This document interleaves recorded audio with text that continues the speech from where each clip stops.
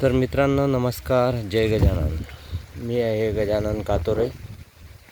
आज दिनांक 21/6/2026 ही माझ्या शेतातली केळी आहे आणि आपण पाहत आहोत शेतीतले नवनवीन प्रयोग. ह्या नवीन प्रयोगात मी आता हा नवीन प्रयोग करणार आहे. ही केळी मी कोणत्याच पद्धतीनं साफ करणार नाही आहे, मी अशीच राहू देणार आहे आणि ह्यामध्ये मी मक्काची लागवड करणार आहे.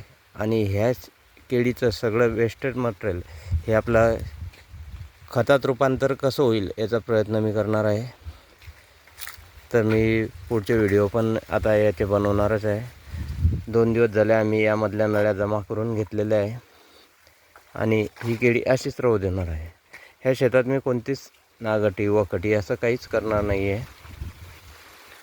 कमीत कमी खर्चात उत्पन्न कसं घेता येईल या विषयावर मी आता नवीन एक पाऊल उचललेलं आहे.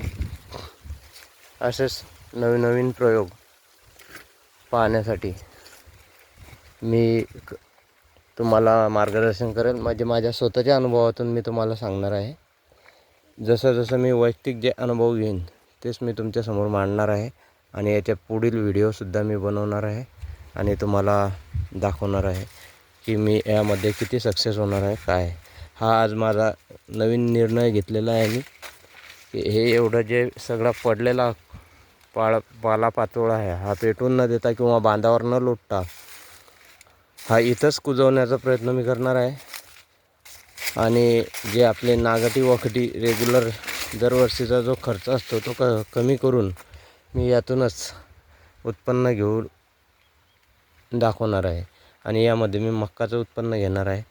तर मी तुम्हाला दाखवेल की मक्का किती होणार आहे, म्हणजे एकरी उत्पन्न किती होणार आहे. 2 एकराचं हे क्षेत्रफळ आहे माझं. या 2 एकर क्षेत्रामध्ये मी केळी घेतली. केळी मित्रांनो मी घेतली 3000 झाड लावलेलं होतं. यातलं मी 2,000 झाड विकू शकलो, कारण की भाव कमी असल्यामुळे मी ते विकलेलं नाही, इथंच कुजू दिलं. हे पहा तुम्ही केळीचे घड इथंच 3 आणि 4चे भाव असल्यामुळे मी हे दिलेलं नाही आहे, इथंच कुजू दिलं, इथंच यांचं खत होऊ दिलं आहे. तुम्ही पाहू शकता. कारण की 2,000 झाड विकले.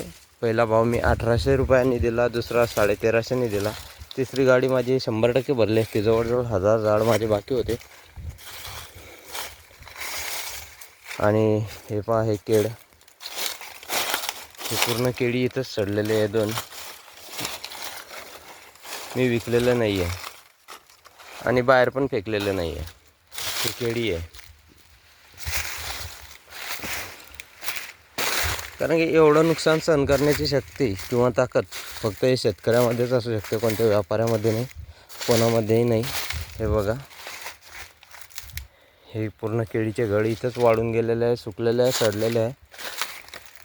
आणि यांचं मी खत करणार आहे. आणि बघू आता पुढच्या मकामध्ये किती खत लागणार आहे आणि मकाची क्वालिटी काय राहणार आहे. तर नक्कीच भेटू आणि पुढच्या व्हिडिओमध्ये मी तुम्हाला याचं मार्गदर्शन करणार आहे. जोही फायदा होईल किंवा यात मी किती प्रॉफिटमध्ये राहणार आहे ते तुम्हाला नक्कीच शेअर करणार आहे.